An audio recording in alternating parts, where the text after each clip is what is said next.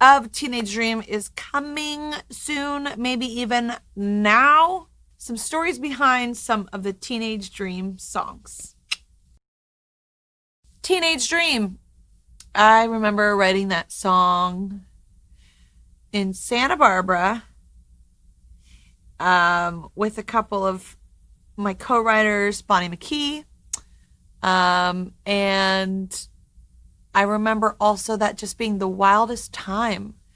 I think I was still in my 20s. Yes, I was. And we were, writing songs, drinking, eating. Maybe I had a little bit too much to drink, and I wanted to go for a nighttime swim in Santa Barbara. And I think this was after we had completed Teenage Dream. And I just remember Bonnie McKee basically saving my life, because having a couple of adult beverages and swimming at night is not right. But I definitely think we were celebrating Teenage Dream because we had done 3 or 4 different complete song edits lyrically. Like, how about this? Doesn't feel right. How about this? Doesn't feel right. How about this? I don't know. How about this? And here is Teenage Dream. So I've always done so many things with a wink of sarcasm or sexiness or some play on words or pun. And I don't know if it's just the 12-year-old in me, but when I, see the word peacock, I see a lot of things. And then when I think about peacocks and the fact that it's the male that has the feathers and does the dance, and it's like a way to attract the other, I just think, wow, I could use all of those different tidbits for a really cheeky song called Peacock. And that's how that was born. I was just being my 12-year-old self, thinking a word was funny and making a song out of it. E.T. was a wild song to be born. I'm a fan of aliens, and ancient aliens in particular, and all that conspiracy stuff. It's fun, it's interesting, it's weird like me.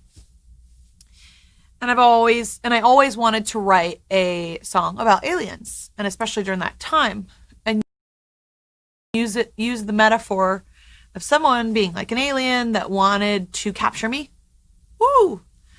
And I remember hearing this beat. I remember my producer just going down, the small little beats. Like, producers sometimes have files in their computer of things that they've made, like a few bars of, right? A few seconds of. Just as textures. It's like a swatch. It's like a makeup swatch. How about that? For music. And I heard this one and I was like, wait, I know exactly the song I'm going to write on top of this bed of music. And they were like, oh no, this one is reserved. And I was like, wait, can I just try something? And I started just kind of freestyling over this beat, and it worked. And then E.T. was born. And I do that same thing that I do on California Girls. Kiss me, kiss me. I mean, who needs all those syllables? But it happens. I guess it's just a little trademark. Firework. I remember I wanted to write this song titled Firework. And I wrote it in New York in one day with Esther Dean and Stargate, and one other person helped on production, I believe. And it just came out of me. Not every song is written in a day. sometimes it takes a couple of weeks of like, you know, slow cooking, right?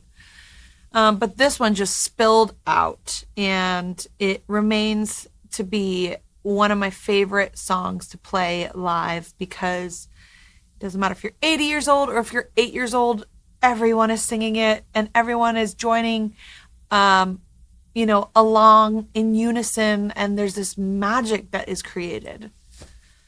So that is some story behind Firework. So California Girls was also a song that came out of my Santa Barbara sessions. I write a lot of music in my hometown. It must be an energy that I connect with. And I basically set up camp. I do it for a few weeks. Some great songs come out and they end up on records. And California Girls was one of them. There's this thing that I do with words is I chop up syllables, like California Girls, which could be annoying, or I kissed a girl and I liked it. I liked it. Like, who? It is one syllable, but I use it for two. Because syllables and timing, is everything with songs. It's actually a very Max Martin mentorship of creating a song trick. It's like, Mary had a little lamb. You can't say Mary had a small lamb. You have to say little lamb, not small lamb. I mean, you could say small. It's hard to explain. And only songwriters that are watching this now will go, yeah, I get it. It's a syllable game. But you want to follow the beat of songs. And that's why sometimes they are catchy. It's a weird mathematical thing and very Scandinavian. So yeah, there's California Girls.